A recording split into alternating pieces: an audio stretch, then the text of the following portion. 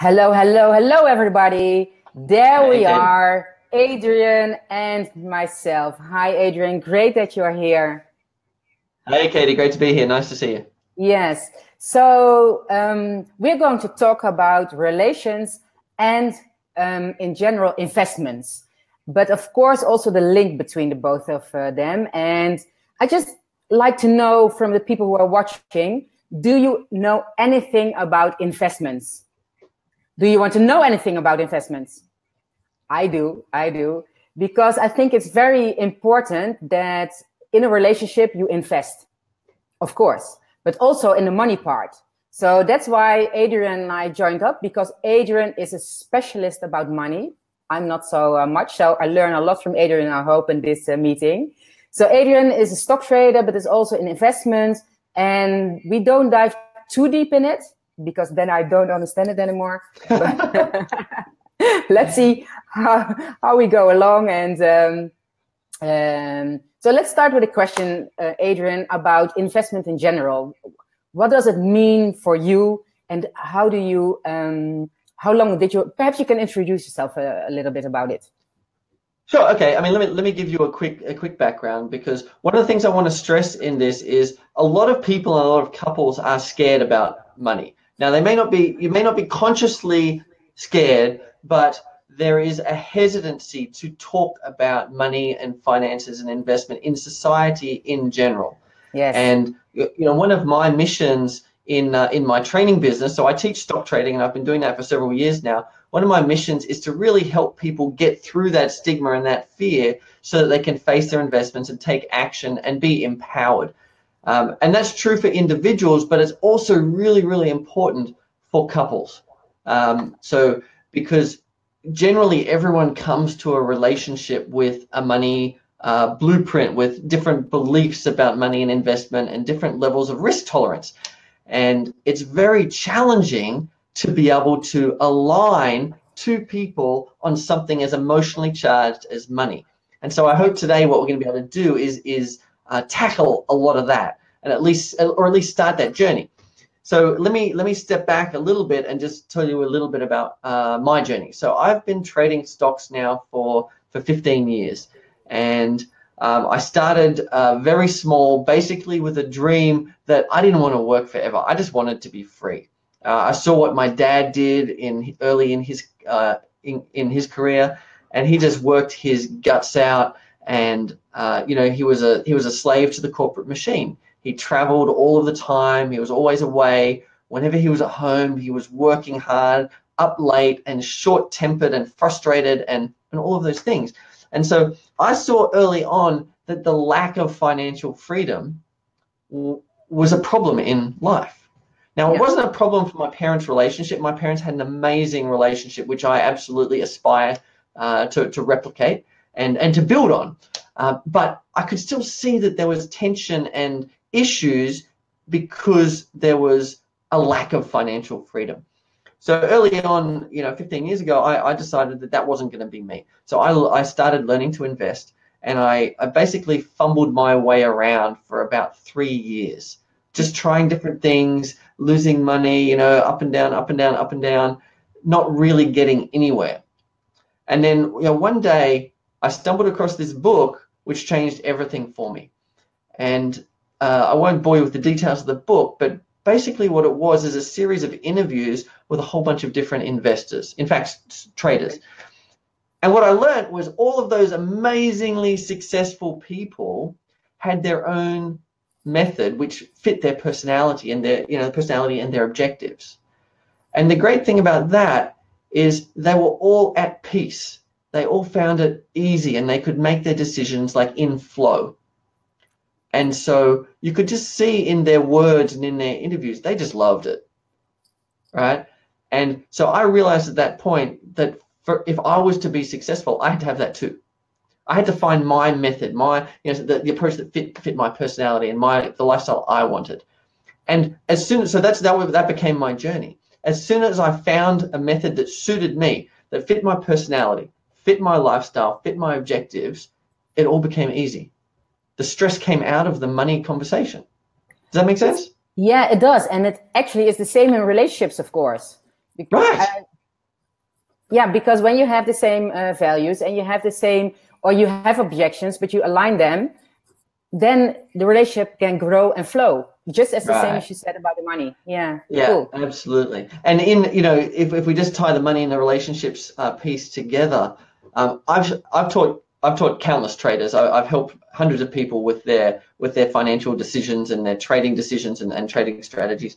And what I see over and over again is lack of alignment between partners. Yeah. Now, it's all very well and good for me to say, I'm going to trade and I'm going to invest in, the Nigerian stock market. And I'm going to borrow money against my house because I'm going to make it big because I see this amazing thing happening. Don't do that, by the way, okay? I'm just using it as an example. But if my wife is completely freaked out by that idea, rightly so, because it's a stupid idea, but if she was, then you can imagine the tension, right? Because I've done something I believe in. She has a completely different set of beliefs in this example. And every single little thing that goes wrong is going to cause friction in a relationship. Every little up and down is going to be, see, I told you so. And then there's going to be, but hey, look, it's working and I'm going to make it rich and you're not supporting me and this and that. And that sort of conversation is what we absolutely want to avoid in relationships when it comes to money.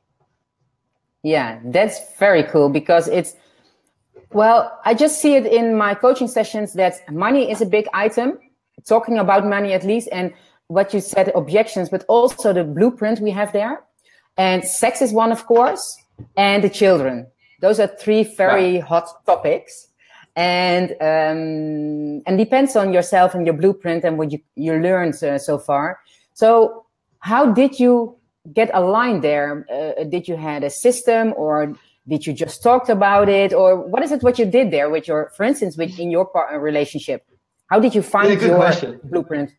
Look, it was kind of by accident that I realized that I had missed this, right? Because I was going along trading, and my wife and I, we were happy in our relationship. Things were going well.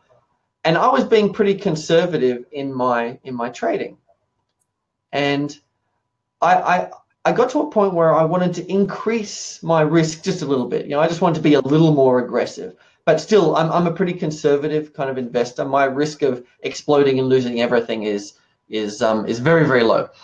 And so I sort of tentatively approached this conversation with my wife and said, look, I want to sort of change what I'm doing a little bit, and she's like, her response was, that's fine, as long as you don't lose the house. My response, what do you mean, don't lose the house? Like, whatever you do is fine. I trust you. Just don't lose the house. I was like, how would I lose the house? She said, well, like, I don't know. You're the one doing the trading. Just don't lose the house. And when we dug into it, this actually started the dialogue. And I think that's the key, is deep discussion about what do you want? What do I want? What do we understand about each other and what we're actually doing? It's the same as your other conversations, Caty, that you're having about relationships. When you talk about sex, when you talk about children, all of that, it's about alignment. Yeah. And so we had this situation, and we actually dug into the conversation about risk and risk tolerance. And I had always assumed that my wife was very conservative. And she is, but I'm more so, I think, when it comes to investing. Yeah. And so she said, look, I'm okay as long as you don't lose the house. And I figured out what I would have to do financially to lose the house. How much risk I would have to take, how much I would have to borrow, and how badly I would have to trade, and all of those things. I was like, there is no way in hell I'm ever going, that's just not going to happen. I couldn't imagine remotely taking that much risk. This just would never happen. And that for me was a good realization, because I was way down from the threshold of pain in the relationship. If something happens, like there's a level of event or money loss or volatility that would cause friction in most relationships, I would say. Yeah. And I was operating way down here, well below that threshold, which was great, right? So we didn't have that sort of argument. But you imagine if it was the other way around, if I was the very aggressive one and she was the very conservative one, and we didn't realize. That's the problem, because that's when you're constantly banging up against someone else's threshold of pain, fear, stress, about money. And that's what we have to avoid. Yes. And you said one very important thing, because you said, I assumed that she was as conservative as I am. And that's the big issue, not only in your conversation there, but in everything, because we assume our partner knows us. And after a couple of years, it's likely that they know us, but still, when we do those assumptions, it's killing. Just like you just explained so with a good example, so great. But why do you think it's so important? Because I really want to know this. So important to be financially free, because that was your journey. Your wife went along actually, but why is it so important in the relationship to have this kind of freedom? Because I'm not yet, but I'm still very happy in my relationship. So why do I? I think I can say that. Yeah. You should ask my husband to check it, but I'm very. Look, so why is it important to be financially free? Look, in the relationship, because that you want it, okay, but why as a family is it important? Okay, cool. So look, I most people are unwilling to talk about money. Yeah. Openly. Yeah. So in our relationship and in our family, we try very hard to have open conversations. You know, the kids know about our net worth. The kids know about our investment strategies. The kids know about stock trading. And I've actually taught my two younger kids a lot of the fundamental principles of stock trading. Cool. If we have that sort of open conversation about money, the stress goes away. So I'm going to talk about openness about money, then financial freedom, because they're two steps in the path. So by having that sort of open conversation regularly, it makes it easy for us to talk about any money-related issues. You know, a new investment opportunity pops up that we hadn't dreamed of taking, and we had one of these just a couple of weeks ago, where an investment opportunity was presented to us that was so far outside our comfort zone. But boy, it was an amazing opportunity.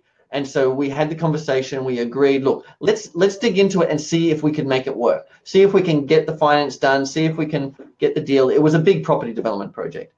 And so because we have such a good history of open, free money conversations where we share our issues and concerns in a family without holding anything back and without fear of repercussions, it was very easy to explore this big deal. Now, it was probably almost 100 times bigger than anything else we'd looked at. Now, we could have done it. The deal fell through. Someone else took it. But the fact that we could have that conversation easily was amazing. We took the kids through the deal, and they asked a bunch of questions because the kids have played the cash flow game and looked at property investments and all that sort of thing. So we took them through it as well. So they're now comfortable having that sort of conversation. So I think the first, for financial freedom and finances in the relationship, the first step is to get comfortable talking about it and sharing. Because it's only by being comfortable doing that that you can raise your uncertainty or your fears or your concerns. Yeah. And if you can't do that, then money is always going to be a stress point in the relationship. Yeah.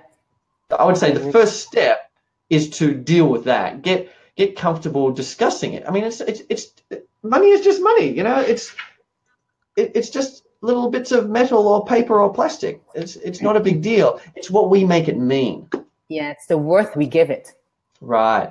And the worth we put on ourselves because of how many of these things we have, right? Which is ridiculous because we're all amazing, intelligent, incredible beings, and we're not measured by how many of these we've got. No, right? Not at all. No, so let's get past the fact that the stigma and everything about money, and just be willing to discuss it with our loved ones. Yeah. And with the kids, because if you can discuss it with the kids and they don't grow up with that stigma and those issues, how much better off are they going to be, right? Yeah, they are a lot. We're teaching our son the steps we learn now, and we take him along. So I hope he doesn't have those stigmas later on when he's investing or making his money work for him, because for me, financial freedom is also very important. I'm not there yet, but working towards it. So what's the next step you just talked about? Because one was openness and talk about it, and the second one was? Well, that's about then using that to go and get financial freedom. Go and achieve financial freedom. You need to, I believe, in a relationship, you need to have the openness so you can discuss and do the things you need to do to get free. Yeah. Now, if we weren't able to have those discussions, we would have made very different decisions in our relationship, which would have probably caused us to be trapped and not be free. Yeah. You know, which house you buy, which car you buy, where you live, what trips you go on, where you spend your money, where you invest your money, all of those things are critical for achieving financial freedom. So why do we want to achieve financial freedom? Well, for me, it's going to be different for everyone, but I think fundamentally it's about choice. You know, do we want to have to get on the bus for an hour and sit in traffic every day to go and sit in a cubicle and do a job that someone else tells us to do, and then go home, eat, sleep, and do it again? Do we want to have to do that? Well, many people love their job, and that's great, okay? And I fully respect that. But you can love your job and also have the choice whether you do it or not. That's cool, right? It's a game changer, because the year that I made more money trading than I made money in my job, the whole world changed for me in my mind. It was just like, oh, I have so much more choice now. Cool. And that is it's a sense of security. It's a sense of, for me, a sense of kind of possibility. Like, okay, cool. I'm loving what I'm doing right now, but I can imagine that in 6 months or 12 months or whatever, I might go do something totally different. We might jump up and move country. We could quit our job and just spend 6 months together hanging out and being a family. The financial freedom for us has allowed us to experiment with the way we run our family. Most people have husband goes to work, wife stays home, or husband and wife both go to work. We've tried husband goes to work, wife stays home. We've tried wife goes to work, husband stays home. We've tried both go to work. That really sucked because the nanny did all the work with the kids. And now we're both at home. And so there's a whole different dynamic in the family, in the relationship, because we get so much time together. Yeah. And it's just, and I love that. I'm very happy, and I think we're very blessed to be able to do that. And I would love for everyone to be able to do that. I think that's why financial freedom is so important, because if you're people in your life you love, don't you want to spend more time with them? I mean, and if you're on your own, because some people are, that's cool. If you've got financial freedom, you've got the choice to do whatever you want. You can travel, you can experience different things, you can, there's all sorts of freedoms that open up to you when you don't have to get on that bus, sit in traffic for an hour every day, and then do the job for 8 or 10 or 12 or 15 hours. Yeah, I totally agree. Yeah.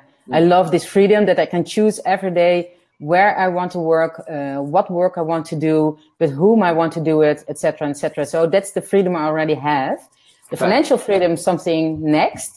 Because for us, it would be that we can show our son also how it is in other countries and how other cultures works, and that's important to have respect for each other, etc., etc. But also that he learns how it works and have the freedom also to choose later, and to spend time together, and more time than indeed what you're saying. Everybody went away own ways and work and go to school, etc. So yeah, that would be really awesome. And next to this, help other people with the money I earn, with my financial freedom. And I know it's important for you too. Yeah, I think the next thing that's a good segue into the next thing, which is legacy. I mean, we could work our whole lives, and if we never invest and get ourselves free, there's only so much you can do for the world when you're no longer here. Yeah. But if we can achieve financial freedom and then grow a legacy, there is just so much more impact we can have on the world, both on our immediate family and also on the world more broadly, depending on where you want to kind of put your emphasis. So, I was asked by a close friend many years ago, why is this investment thing so important to you? Like, it's just money. Like, why do you want so much money?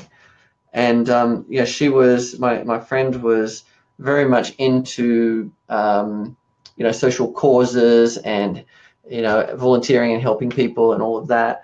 And my response was, look, you can do this work and it's wonderful, but if you had $100 million, how much more impact could you have? Yeah. Or, okay, $100 million might be too big a number for some people to imagine. Okay, what about just $1 million? You can still leverage, and get so much more impact once you're free. Yeah. And if you want to volunteer your time and help more people, you've got more time because you're free. Yeah. So money and time is a pretty amazing combination, and that's another reason why it's important to me to be free and to help people be free. Yeah, I totally agree. What is then what is important in investment or in trading, or how to start, of course, and how to keep learning, but also should you have a system or just look in the papers, or what is it what you can recommend to people who don't know that much about it yet? Yeah, absolutely. So for anyone watching, in the comments below this video, I've posted a link to a PDF document that you can download for free. That's 10 lessons I learned reading 150 books about stock trading. I call it the 10 Commandments of enlightened stock trading. So some of it's in there, but let me kind of give you a quick overview. The most important thing is to understand yourself. Yeah. Because with all investment, no matter what anyone tells you, there's a degree of risk. And we need to understand our own risk tolerance and levels of comfort so that we can choose a type of investment that matches that we're going to be comfortable with. Yeah. Let me give you an example. If I am comfortable with a certain amount of risk and I take an investment that has a large amount of volatility and the value of that investment goes up and down much more than my level of comfort, how do you think I feel? Not so good. Yeah, right. not so good. You start worrying. You get worried, you get stressed, you get fearful that you're going to lose all your money. And what happens when so your emotion is going up. When your emotion goes up, what happens to your intelligence? Goes down. Right.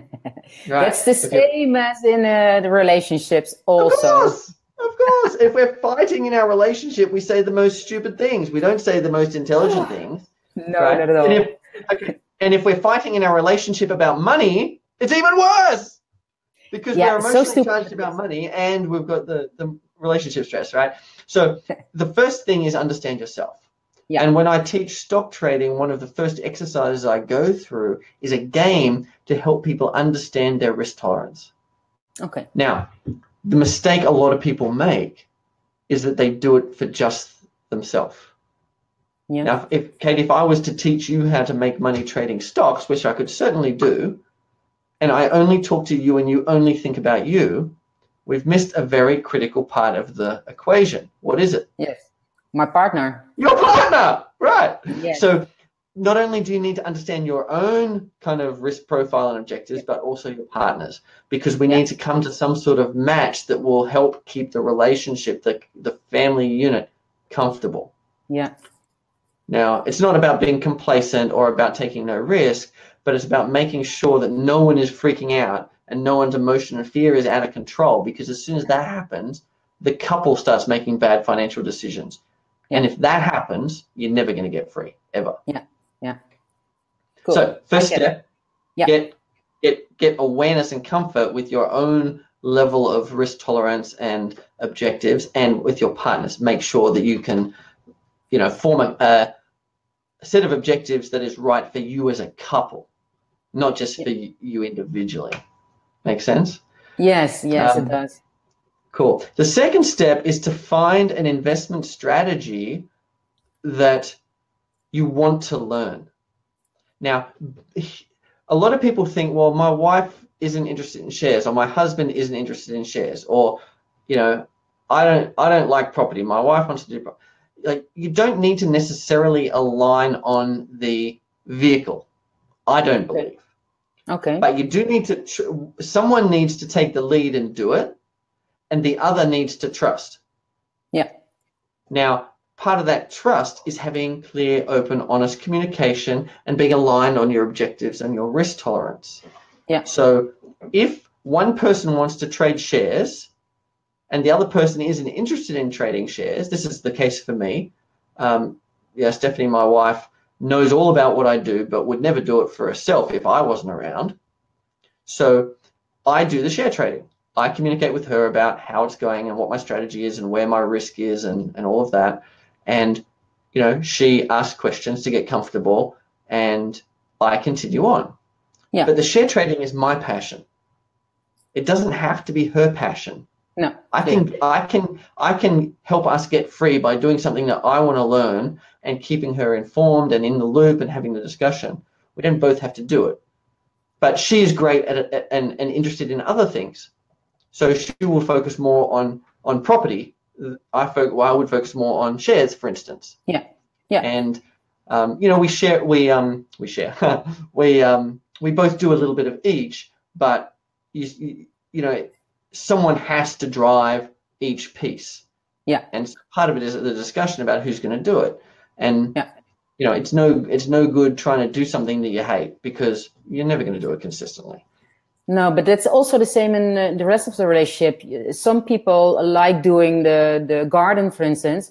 I hate doing the gardening. So we also there split tasks. So that's the same in the trading or the investments. In investing, absolutely right. So, yeah. you know, someone has to keep track of the finances. Someone has to do the stock market decisions. Someone has to kind of manage the properties, and someone has to decide when to buy and sell gold and keep track of the precious metal.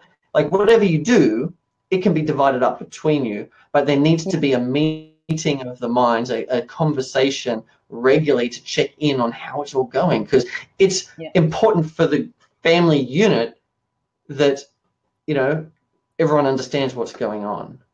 Yeah, yeah. Okay, clear. Mm-hmm. What is it? How do you learn about it? So we can read books. We, of course, download your tips.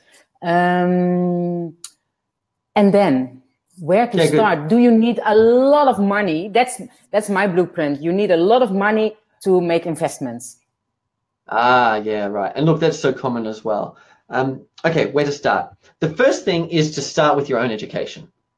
No matter what investment strategy, or if you're looking at, you know, buying properties or trading shares, or, you know, choosing a fund manager, or, you know, any sort of investment that you're going to do, you need to choose that vehicle and set some objectives, and you need to learn about it. Yeah. Because if we're not, I mean, have you ever made a decision? Have you ever made a decision without a good level of understanding of all of the different implications of that decision? I think I did, but then it was the wrong one. And if I invested first, then the chance was very likely that it succeeded. Yes. Yeah. So a lot of people will jump to invest quickly because I know I need to invest. I'll just buy some stocks. I know Facebook, I know Google, I know Apple, whatever it is. Yeah. But that early investment is far better placed in your learning than in the market.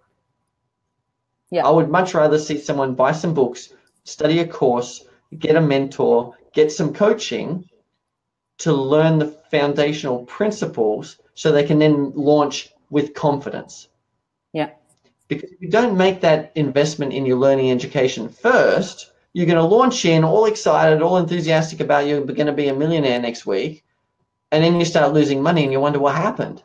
Yeah. And you can't follow it through. You just don't have the confidence. The learning and the education, the mentoring is what's going to give you the confidence to follow it through, because every investment strategy has its ups and downs, right? Yeah. And if you want to push through the downs to get to the ups, you need to have that confidence, and that's where you need the education. So if you want to learn to trade stocks, you need to find a mentor or a program or a course to learn stock trading. You can, of course, learn from books. Some people can do that. I taught myself from books, but it took 100 books and 3 years.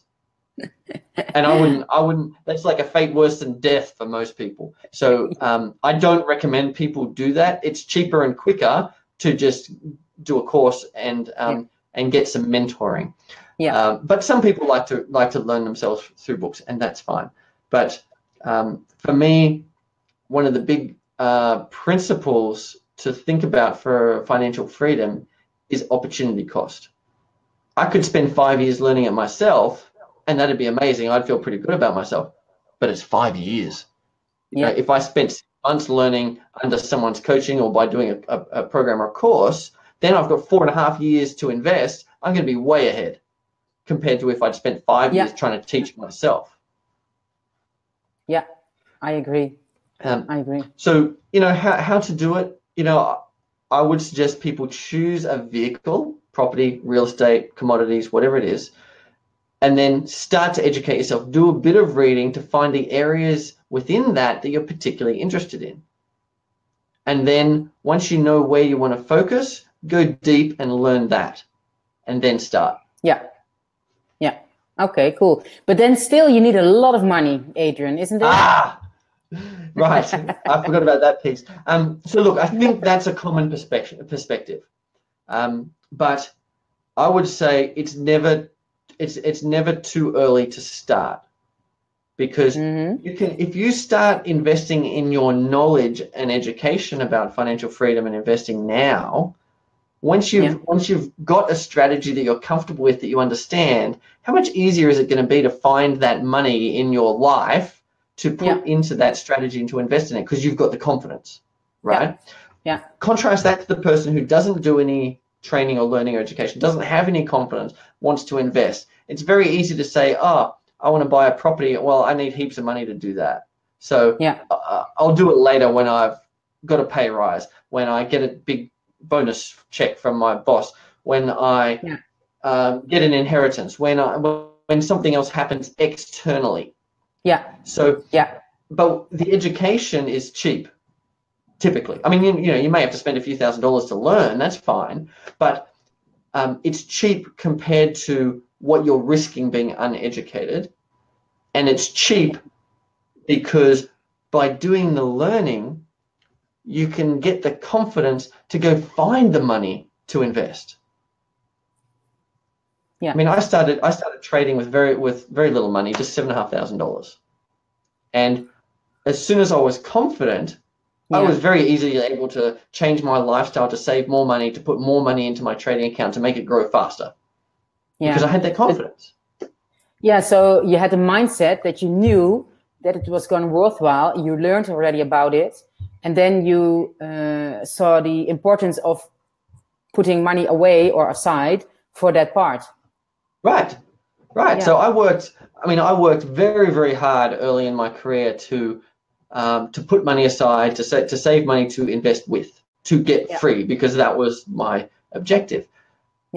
But I would not have been able to do that had I not had the confidence in my strategy, had I not learned a strategy. Otherwise, you're just saving money and putting it in a bank account. I mean, that's never going to get you free, because you know, money in a bank only gets less and less valuable over time. You need to actually put it somewhere where it can grow. And so you can do that with confidence once you have the education. So do you need a lot of money to invest? No, you need a lot of education.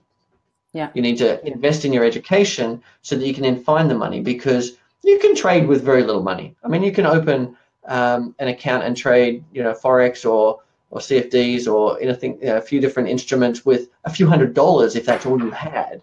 Now, if you want to trade stocks, you probably need a little more money. If you want to buy a property, you probably need a little more money. But let's say you learn a lot about property. This is a great example, because a lot of people say, I can't get into the property market. It's too expensive.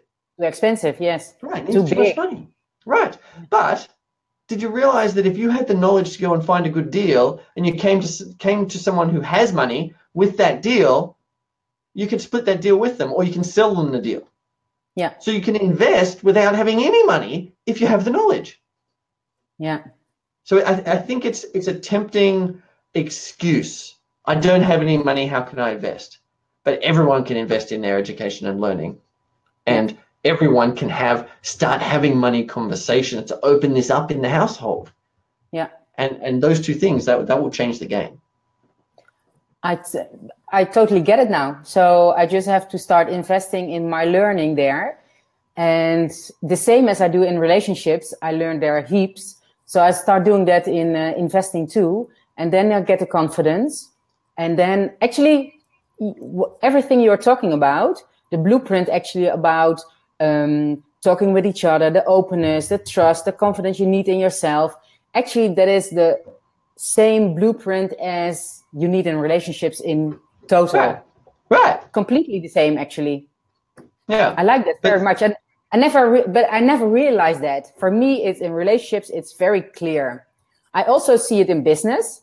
You can do the same step in business, but I never realized that for the money part and the investment part, it's actually completely the same too. So I had my learning already. Yeah. So I mean, let me ask you this: where we could argue about lots of things in our relationships, right? Yeah. Yeah. For most people, money is probably right near the top. Yeah.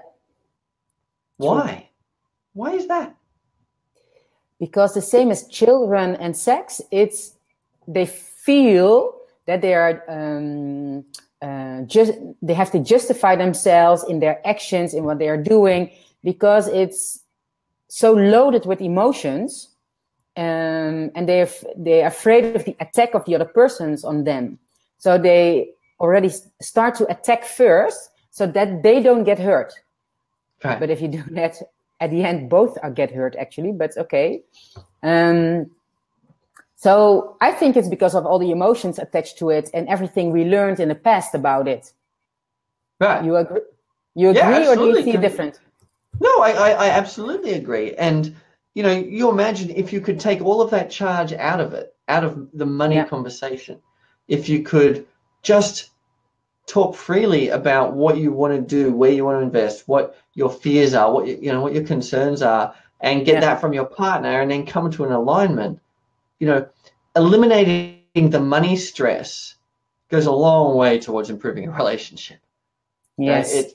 When things go well financially, it's easier, and when things go bad financially, it's harder. It's just, I don't know why. It's just, we need money, and we're depending on our spouse or our partner to work with us on that. But if we eliminate that by dealing with it, by getting free, by investing well, and by aligning with each other, the whole relationship becomes better. Yeah, it is. Actually, we're on the same spot as in our last discussion with Mindy, that the same conclusions, actually, that you have to start together and talk together about what is important for you, which values are important. Just the same as you said in money, what is important there in values? Do you want to invest, or what's the word? Do you want to take high risks or low risks? So talk with each other what is important for you and decide on that. And then you take the next step. And then you say, okay, what's the goal? And then take the next step by putting actions to it. So actually it's the same there too as in relationships, as in money. And I think in our next talk about sex, it will be the same steps also. It probably is too. Yeah, a little bit similar. Let's hope you don't have to talk about money and sex in the same conversation, because that just wouldn't work at all. But I want to pick up on something you said about the risk, because it's very easy to gloss over some of this. Now, let's say we're having a conversation about risk, and you say, well, I'm a very conservative person. I don't want to invest in the stock market. Yeah. Or I'm a very conservative person. I don't want to do a property development. Yeah. I think what I would encourage you to do, not just you, but everyone listening, is separate those two statements. I'm a conservative person and I do or don't want to invest in the stock market. One doesn't follow the other. Yeah. Now, I would say it's the way you invest that determines the riskiness of the investment. Yeah. It's not necessarily the instrument that you're investing in. I've had countless people come to me and say, I'm kind of interested in the stock market, but I'm really conservative, so I don't think trading is the right thing for me. And I'm like, are you kidding? Really? It's like, the reason people think that trading is risky or aggressive is because of these crazy movies that they watch, like The Wolf of Wall Street and that sort of crazy stuff, where there's this perception that the stock market or some other financial instrument is hugely risky. It's not. Yeah. It's the behavior that's risky. So what I would encourage you to do when you're having a conversation with your partner about risk and riskiness and objectives is just be really clear. If you say to me, I'm conservative. Yeah. Okay, good. What exactly does that mean? You know, if you were to invest $10,000, $50,000, $100,000, euros, whatever, in an investment, how much volatility would you be comfortable with on the journey to making money? Not just, I'm conservative, I shouldn't invest. That's a cop-out, because that person will never be free, because they'll leave their money in the bank and they'll die broke, which sucks. You know, that's no good for you. It's no good for your relationship. It's no good for your kids, and it's no good for the world. It doesn't do anyone any good. But if you take it a little further and you explore, okay, yeah, I'm conservative. What that means is I'm willing to put up with, you know, a 10% fluctuation in the value of my investment. Or I'm willing to have a very small probability that I lose my money. Yeah. Or, you know, whatever it means for you. Explore that more deeply, because by doing that, it frees you up to then design a strategy that you can do. You know, I've designed trading strategies with all sorts of different objectives. You know, I've had students who can only make 10 trades a month, and we designed an amazing, fantastic trading strategy for that student. I've had students who come to me completely scared and freaked out by the idea of putting money in the stock market, who are now trading actively, because they figured out what was their risk profile in detail, like specifically, not just, oh, I'm afraid. You know, don't be that person. Be willing to dig into it. And by digging into it, you can get clear. And by getting clear, you get options. Yeah. Like alternatives become clear to you that, okay, well, I can do this. This one doesn't fit me. That one sort of works. And you can then start to take action. And that's what's going to drive you towards freedom. Yeah, because both are not connected. The vehicle and the decisions about yourself and the risk you want to take. Yeah, that's actually what you want to say. Yeah, but most people tie all that up together and go, oh, I'm afraid I can't invest, or I don't want to risk my money. But, you know, we got to separate all that out. Yeah. You know, yourself, the vehicle, the strategy, separate them all, and then find a combination that works for you and your relationship. And then you can start the path towards freedom. Yeah. Cool. I can talk for hours and hours. Yes, because it makes sense. And you are so passionate about it. I like that very much. It's very inspiring to listen. And I get this feeling like, okay, let's start this. Yeah, let's start. Yeah. But what I learned first from you now is to invest in talking about it, but especially about learning about it. Right. Yeah. So do you have some good tips where to learn about it? Because you said books, but for me, books wouldn't work. Some people do, of course. Different on communication styles, but they can do it with you, of course. Of course. Because I know you have kind of, you have courses, trainings, but also for people who doesn't know anything yet and want to start. Yeah. So look, I mean, when you start the research process, what you're really trying to do is find an area that appeals to you so that you can go deep. Yeah. So you want to stay pretty shallow until you find that area of interest that you're going to actually invest yourself in, right? Yeah. So, you know, there's countless resources online for this sort of thing. But if you started just by looking at, say, something like Investopedia, right? It's a website that's got information on all sorts of investment strategies. Okay. And all sorts of investing concepts. You could just do a little bit of reading and just take some notes about what is appealing. You know, watch a few videos on there, read a few articles about different styles of investing in the share market, about property investment, about precious metals, and just get a bit of a feel and see what captures your imagination and your attention. Yeah. And once you've got that, it's about refining the Google search, if you like. Investing is very, very broad. I want to invest so I can be free. That's great. Okay, let's get more specific. So the first thing is figure out where you're going to focus and then drill down. And then once you've drilled down, there's probably another decision where you do a bit of learning. Okay, I want to invest in the stock market. Good. Do I want to be like Warren Buffett and buy good value companies? Do I want to be like Adrian and have a systematic approach that takes me 5 to 10 minutes a day and it's basically driven by rules and software? Or do I want to be like someone else? You know, there's lots of different ways. But if you do a little bit of learning across the spectrum, then you can decide on the one you want to drill into. Then you drill down, and that's where you go and invest to get your education. Because at that point, you know what you want.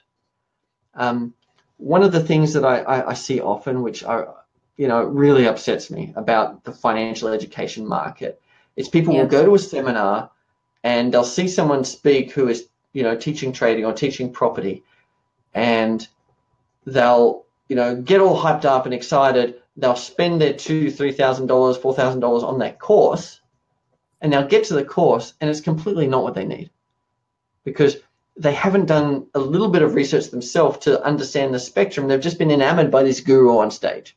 Yeah. Okay. So I like to encourage people to kind of understand the spectrum, choose their niche, and then drill down and then invest in the courses or the education. Yeah. Another great source is Udemy. It's a online course. Maybe you can put a link below. But it's an online aggregation sort of site for courses and trainings in all sorts of things. And you can get a lot of courses very, very cheap or free on there.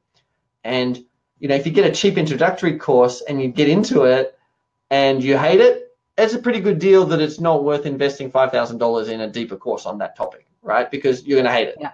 If you hate the shallow stuff, you're going to hate the deep stuff with a passion. So you can use some of these sort of things to figure out your niche. Where do you want to focus? What do you really want to learn? And then you go and invest in the real course. You put your couple of $1,000s into a program to really learn and master that thing so you can get started and make some money. Yeah, cool. I have heaps of questions, but I think we're already 45 minutes ahead. So I just want to say, if you want to know more about this subject, just write down in the comments your questions, and Adrian and I will repeat to them. And you can also see that we put a free download there. So Adrian already told about the 10 tips it is about investments. If you want to have more help about the communication part, just give me a call and just reach out to us. We're really glad to help you. So let us know what you're wondering about, what you think about it. Just give more comments. If you only see this later, just keep on writing the comments, no problem at all. I think, Adrian, it's the same for you, that you really would love to help other people to get started. And if they have questions. Yeah, absolutely. Look, I'm super passionate about getting the finances right in relationships. And so, if you've got questions about how we do that, then post them below in the comments. Yeah. And, if you've got questions about a particular investment vehicle or how to deal with a particular issue, this is not a financial advice column, okay? This is just two people who have had a whole lot of experience about relationships and money. So, we can give you some direction and guidance, but ask your questions and we'll give you some direction about where to look and where to learn more, and certainly add in our perspective. So please do that, and I'll watch the thread and answer questions as people post. So that'll be cool. Yeah, so thanks very much, Adrian. I love to listen to you. I will come back to you with more questions. I already know that now, so be prepared. Absolutely, my pleasure. Yeah, I'll speak to you later. And thanks for today. Have a really great evening, because you're in Australia, aren't you? I am, yeah. It's about 20 past 9 in the evening right now, so almost time to sign off. Got a little bit more work to do, but it was great. So thank you very much for your time, your free time in the evening then also. So thanks a lot, and see you next time. Okay, everybody. Thanks. Bye. Okay, bye now.